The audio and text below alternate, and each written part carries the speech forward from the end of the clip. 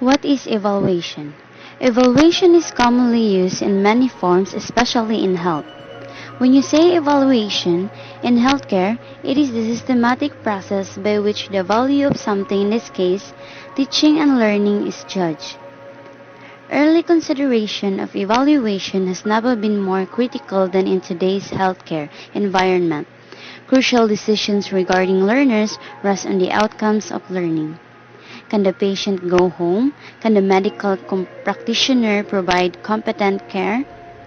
If education is to be justified as a value-added activity, the process of education must be measurably efficient and must be measurably linked to education outcomes. The outcomes of education for the learner and for the organization must be measurably effective. There are steps in conducting an evaluation.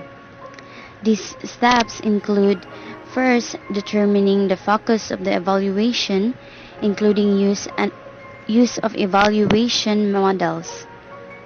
Number 2, designing the evaluation. Number 3, conducting the evaluation.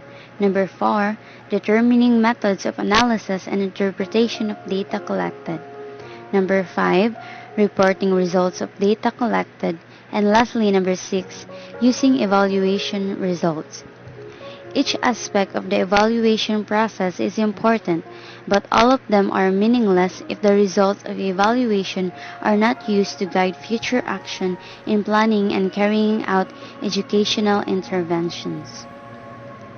Assessment versus evaluation. While assessment and evaluation are highly interrelated and are often used interchangeably as terms, they are not synonymous.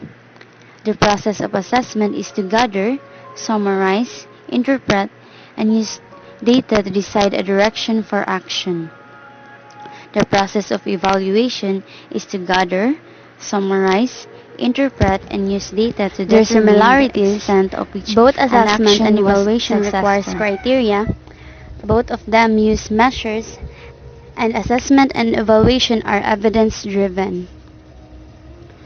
Their differences is: in assessment tests how learning is going. Diagnostic, it identifies areas for improvements, identifies weaknesses and improve the learning conducted during the learning process. It helps students to learn from each other. And in evaluation tests what has been learned. Judgmental, it arrives at an overall score. It judges the quality. It held at the end of the learning process and makes students compete with each other. Research and evaluation similarities and differences. Similarities. Investigates about something. Research methods.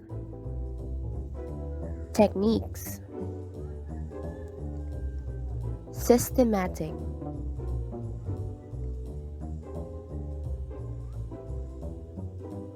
Their differences are the participants, their purpose, the domain, and lastly, application between variables.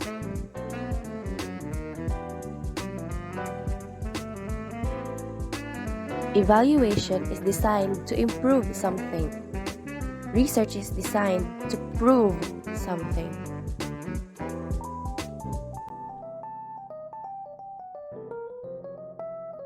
Evaluation models. Abruzzi's 1978 developed the Roberta Strazel Abruzzi's RSA evaluation model for conceptualizing or classifying educational evaluation into different categories or levels. Although developed more than 20 years ago and derived from the perspective of staff development education, the RSA model remains useful for conceptualizing types of evaluation from both staff development and patient education perspectives. The RSA model pictorially places 5 basic types of evaluation in relation to one another based on purpose and related questions, scope, and resource components of evaluation focus. So let's talk about the 5 basic types of evaluation and its different purposes. So these are the 5 basic types of evaluation. We have process, content, outcome, impact, and lastly, program. So here's the first type of evaluation, which is the process. So the purpose of process or formative evaluation is to make adjustments in an educational activity as soon as they are needed, whether those adjustments be in personnel, materials, facilities, learning objectives, or even one's own attitude. Adjustments may need to be made after one class or session before the next is taught, or even in the middle of a single learning experience. So, basically, process is the making adjustments for the evaluator and the learner, which usually happens before, during, and after having sessions. So the next one is content. The purpose of content evaluation is to determine whether learners have acquired the knowledge or skills taught during the learning experience. Basically, the content is when you have to determine if the learner truly understands the lessons and if they got the skills which is needed to perform. Content evaluation focuses more on what way does the learners learned, either be immediate or delayed. The next type of evaluation is outcome. The purpose of outcome evaluation is to determine the effects or outcomes of teaching efforts. Outcome evaluation is also referred as summative evaluation because its intent is to sum what happened as a result of education. Outcome is the result of teaching learning sessions if the educator hit the objectives well. Impact. The purpose of impact evaluation is to determine the relative effects of education on the institution or the community.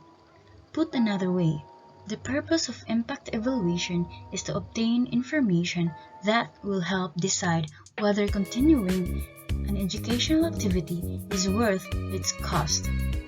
Impact evaluation is determining the impact of the education into the community, if it gives better way of living or not.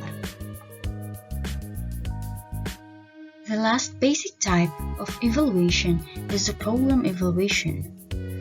The purpose of program evaluation can be generically described as designed and conducted to assist an audience to judge and improve the worth of some object. Program evaluation focuses on overall goals. Judgments are made. The purposes of evaluation. It answers to the question, why is the evaluation being conducted?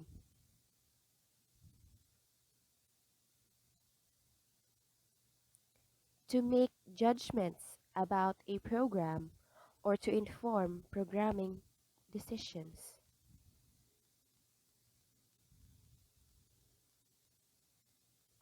Determining teaching or program effectiveness.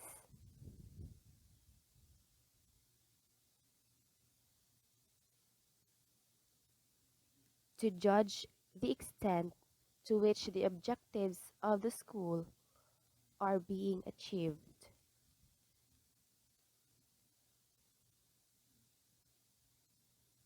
To find out strengths and weaknesses of the curriculum and arranging special school programs.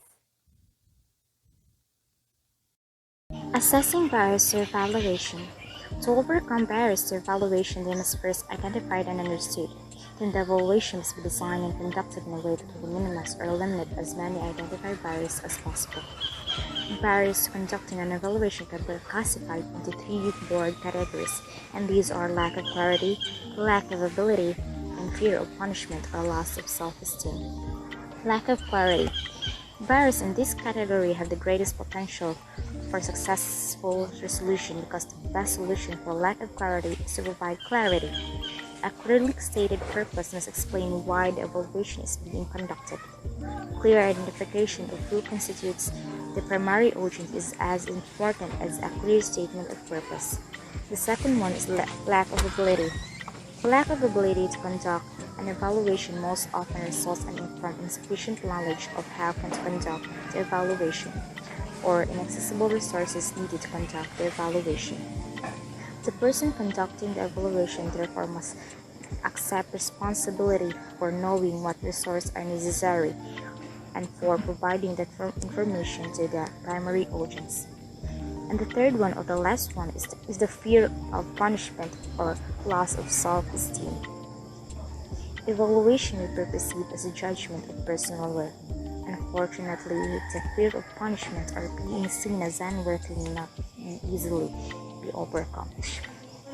The first step in overcoming this barrier is to realize that the potential for its existence may be close to 100%. The second one is to remember the person is more important than the performance or the product. And the third one is to point out achievements, give praise honestly and focusing on the task at hand. And finally, and perhaps most importantly, use communication of information to prevent or minimize fear. Thank you. Methods for conducting an evaluation. To conduct an evaluation means to implement the evaluation design by using the instruments chosen or developed according to the method selected. 3 methods to minimize the effects of unexpected events that occur when carrying out an evaluation are: first, conduct a pilot test. Second, include extra time. And third, keep a sense of humor. Conducting a pilot or test first. Conducting a pilot test of the evaluation entails trying out the data collection methods, instruments, and plans for a data analysis with a few individuals who are the same as or very similar to those who will be included in the full. Evaluation: a pilot test must be conducted if any newly developed instruments are planned for the evaluation, so as to assess reliability, validity, interpretability, and feasibility of those new instruments. Pilot testing should be considered prior to conducting outcome, impact, or program evaluations. Number 2. Including extra time. During the conduct of an evaluation means leaving room for the unexpected delays that almost invariably occur during evaluation planning, data collection, and translation of evaluation results into reports that will be meaningful and usable by the primary audience. Because those delays not only will occur but also are likely to occur at inconvenient times during the evaluation. The third one is to keeping a sense of humor. Keeping a sense of humor is vitally important. An evaluator with a sense of humor is more likely to maintain a realistic perspective in reporting results that include negative findings too. An audience with a vested interest in positive evaluations result may blame the evaluator if results are lower than expected. Thank you. Selection of appropriate instruments.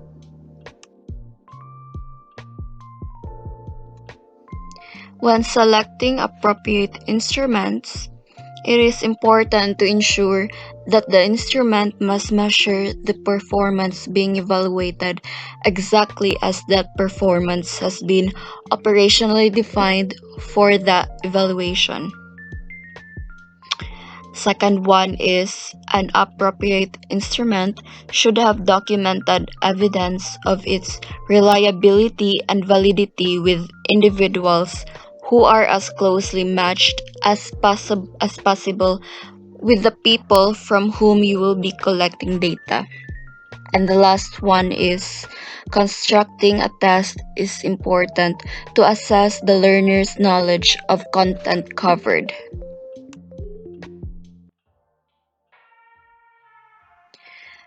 Guidelines for reporting results.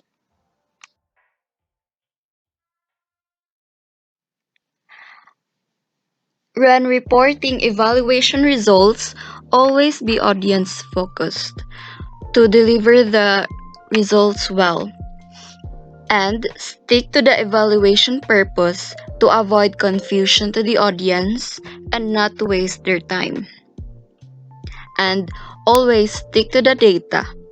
This is to avoid incorrect results.